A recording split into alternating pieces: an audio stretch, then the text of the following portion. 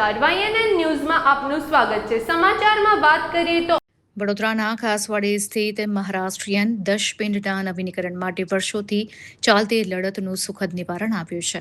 આ મુદ્દે મહારાષ્ટ્રીયન સમાજના અગ્રણીઓ દ્વારા પત્રકાર પરિષદનું આયોજન કરવામાં આવ્યું। વડોદરાના ખાસવાડી વિસ્તારમાં આવેલા મહારાષ્ટ્રીયન દશપિંડના નવીનીકરણની કામગીરી માટે વર્ષોથી ચાલતી લડતનો અંત આવ્યો છે।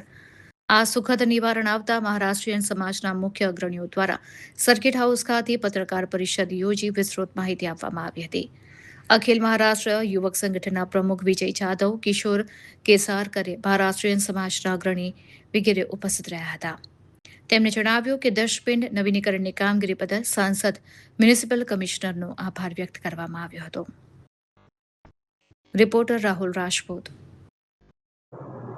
આજની આ પ્રેસ કોન્ફરન્સ રાખવાનું મુખ્યત્વે કારણ કે મહારાષ્ટ્રીયન સમાજની જે દશપિંડની જે વિધિની નવીનીકરણની જે કામગીરી હતી એ કામગીરી માટે વડોદરા શહેરના અનેકો સમાજના મુખ્ય આગેવાનો વતી અમે એક મુહિમ શરૂ કરી હતી અને મુહિમ થકી આજે ઘણા એવા અમે આંદોલનો કર્યા, આવેદનપત્ર પણ આપ્યા અને જે પ્રમાણે થોડા દિવસો પહેલાં આપણે વડોદરા શહેરના નવનિયુક્ત સાંસદશ્રીને જ્યારે અમે આવેદન કર્યું, એમના ઓફિસે જઈને મુલાકાત કરી એટલે તાત્કાલિક ધોરણે એમને ગંભીરતા લીધી અને જે તે સમયે બપોરના સમયે એમને સ્થળ પર મુલાકાત લીધી અને સંકલન કરીને વડોદરા શહેરના municipal commissioner, deputy municipal commissioner સાહેબને પણ એમને સ્થળ પર બોલાવી લીધા અને CSR ફંડ માટે જે પણ એમને ઇસ્યુઝ હતા, જે તે લાગતા વળતા કંપનીઓના અધિકારીઓ સાથે એમને પણ સંકલન કરી સ્થળ પર જ વાતો કરી અને આ જે કામગીરી છે એ કામગીરી વહેલી તકે શરૂ કરવામાં આવે એવી એમને કમિશનર સાહેબને પણ વાત કરી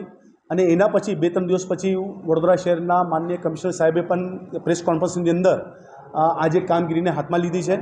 એટલે મહારાષ્ટ્રીયન સમાજની જે લાગણીની જે માંગણી હતી એ પરિપૂર્ણ થવા જઈ રહી છે।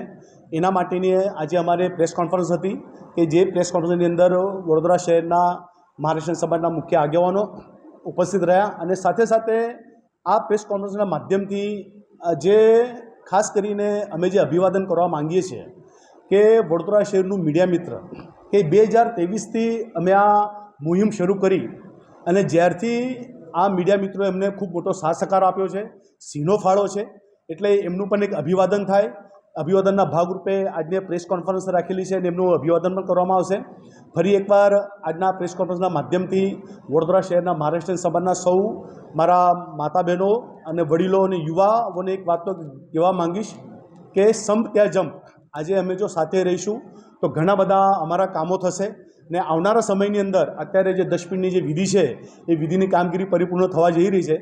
સાથે સાથે એક અમારું મોટો અત્યારે સંકલ્પ રહેશે કે વીર રેલવે સ્ટેશન માટે સ્ટોપેજ માટેની અમારી જે માંગ છે એ માંગ માટે અમે અત્યારે આજની મિટિંગ પત્યા પછી અમે સંકલન કરીને એ મુહિમ પણ અમે શરૂ કરીશું। એટલે સમાજ માટે સમાજ હિતના જે પણ કાર્યો છે એ કાર્યો અમે કરતા રહીશું। ઠીક છે, લોકો બોલતા રહેશે, કોઈને કોઈ 5 આંગળીઓ તો સરખી ના હોય, કોણ શું વિચાર કરે છે શું નહીં એનાથી અમારે કંઈક લેવા દેવા નથી, પણ જ્યારે સમાજનું પ્રતિનિધિત્વ કરતા હોય તો અમારી જવાબદારી બને છે ને જવાબદારીના ભાગરૂપે આ અમારી જે સેવા છે એ અવિરત ચાલુ રહેશે। ધન્યવાદ। Subscribe now and press the bell icon.